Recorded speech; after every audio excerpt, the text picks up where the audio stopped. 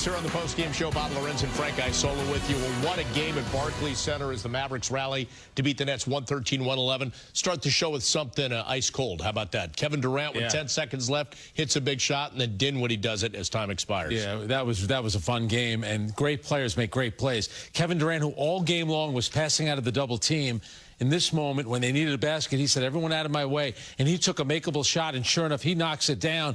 Then in the biggest possession of the game, they talked about on the telecast, Jason Kidd calls a timeout. He can inbound at half court. He has Luka bring the ball up, because I think that's Luka's way of having a better chance to read the defense. And to Luka Doncic's credit, Kevin Durant provides the double team. He throws the bounce pass to Spencer Dinwiddie. Dinwiddie takes a shot and makes it. So in that moment, you had Kevin Durant knocking down the three. Luka Doncic, who had made some big shots down the stretch, he had the game-winning assist on Spencer Dinwiddie, the former Net, knocking down the shot at the buzzer. Nets in control a lot of this game. Let's take a look at the game highlights to show you how this unfolds. Stop. All we need is one stop. And that brings this play, the final play. As you said, they get the ball in the hands of Luka Doncic. And Bob, look at the patience of Luka Doncic here. The seconds are running off the clock. He's got someone in his ear saying 10, 9, 8. There comes a double team. Spencer Dinwiddie pull up three, rattles it in, and Spencer Dinwiddie, who didn't really want to celebrate with his teammates, seemed like he wanted to taunt the Net fans for some reason. I don't understand that. But this is a great play by Luka. I have no problem with Kevin Durant getting the ball out. Goran Dragic just a little bit quicker on the rotation. Also, he was kind of turned sideways. And I understand right there you don't want to foul. But give Luka credit on the pass. Give Spencer Dinwiddie credit for knocking down the long three to win the game. All right, so the game summary brought to you by Infinity Luxury you should be lived in. And the thing that jumps out at you right there, Dallas outscoring the Nets by 14 in that fourth. And I'm going to throw a little sidebar in here for you. That second half of back-to-backs, we've seen the Nets fade a little bit. Yeah. That's hurt them a little bit. I don't know. They still played with a good energy. It just seemed like the Mavs kind of took things over there. Kevin Durant scores the first basket of the fourth quarter. That puts the Nets up 14 points. You can't lose this game.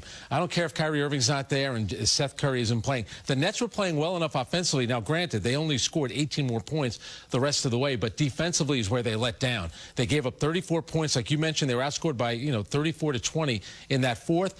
And Jalen Brunson and Spencer Dinwiddie with Luka on the bench at the start of the fourth quarter.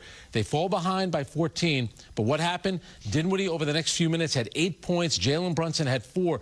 Those two got them back into the game. Luka was rested when he came back. And Kevin Durant, like you talked about, he missed 4 shots. Those are makeable shots. They just rattled out.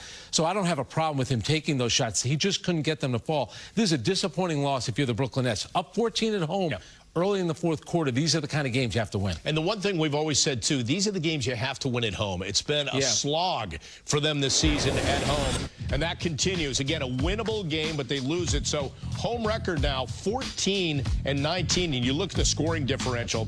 That's just different, and I know Kyrie has part to do with that. But, again, they were in position to put this game away. Absolutely. And tonight, I like the way that they were playing offensively. Give Kevin Durant a lot of credit, being extremely patient, constantly passing out of the double teams. The shot that Patty Mills made to make it 102-96 with about 6 minutes to go. That was the all-time hockey assist from Kevin Durant. Passes out of the double team. James Johnson gets the ball over to Patty Mills in the corner. So there you are. You're up 6 with about 6 minutes to go. Get a couple of stops. That changes everything. So offensively, things were working. They just could not get stops when it mattered most. But also, difficult shot. Luka Doncic made some tough ones, and Dinwiddie at the end of the game, they didn't need a 3. All they needed was a 2. But give him credit in that moment to step up and knock down the big shot. All right, we're going to take our first break here on the postgame, Frank. Take a look at the dunk of the game presented by Bigelow Tea. Started with a pretty pass from Patty Mills. Defensive end gets a steal, pushes the pace, and then look at that, no look.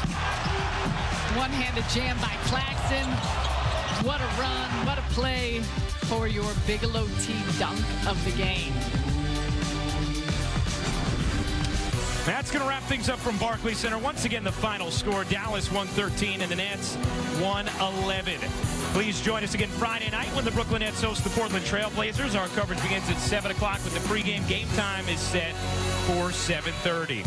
So for Sarah Kustok, Michael Grady, and our entire Yes Network family, this is Ryan Rucco, Bob, Frank, and the postgame show starts right now. All right, Bruce, thank you. Great to have you with us here on the postgame show. Bob Lorenz and Frank Isola.